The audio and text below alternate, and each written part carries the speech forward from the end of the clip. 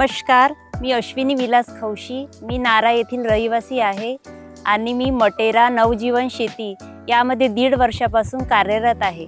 आज आपण सोयाबीनबद्दल बीज प्रक्रिया कशी करावी हे आता आपण बघूया. सर्वप्रथम आपण एक टोपलं घेऊ आणि त्यामध्ये आपल्याला सोयाबीन घालायची आहे आणि हे गुळाचं पाणी आहे. गुळाचं पाणी आपल्याला थोडं यामध्ये सोयाबीनला शिंपटून असं लावायचं आहे. हे गुळाचं पाणी आपण याला घासून राहिलेलं आहे.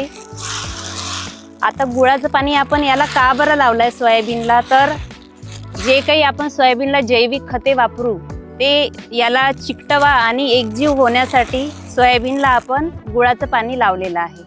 माझ्याकडे आता ट्रायकोडर्मा आहे आणि ट्रायकोडर्मा हे आपल्याला प्रति किलोमध्ये 4 ग्रॅम वापरायचं आहे. तर याचा उपयोग कशासाठी, तर जमिनीतील जे रोग आहे, मर रोग किंवा बुरशीजन्य रोग, तर हे आपल्याला नष्ट करण्याचं काम हे ट्रायकोडर्मा करत असते.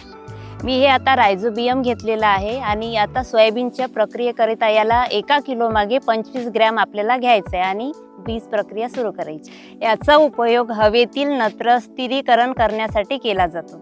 आपल्याला एक पोतं घ्यायचं आहे आणि आपण जी सोयाबीनची जी बीज प्रक्रियेसाठी तयार केलं आहे ते आपल्याला यामध्ये पोत्यावर टाकायचं आहे आणि टाकल्यानंतर याला असं हे पसरवून घ्यायचं आहे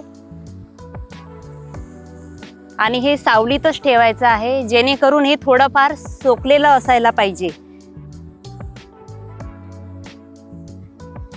आणि थोडं सोकल्यानंतर हे आपल्याला पेरणीसाठी उपयोगात आणता येते. याच्या व्यतिरिक्त आपण PSBचा वापर बीज प्रक्रियेसाठी करू शकतो. याच्या व्यतिरिक्त शेतकरी घरी बनवलेल्या द्रव्यांपासून सुद्धा बीज प्रक्रिया तयार करू शकतो, जसे की पंचगव्य, बीजामृत यांचा सुद्धा वापर बीज प्रक्रियेसाठी करू शकतो. हा व्हिडिओ बघण्यासाठी सर्व शेतकऱ्यांचा धन्यवाद. असेच निरनिराळे व्हिडिओ बघण्यासाठी मटेरा चॅनलला सबस्क्राईब करा.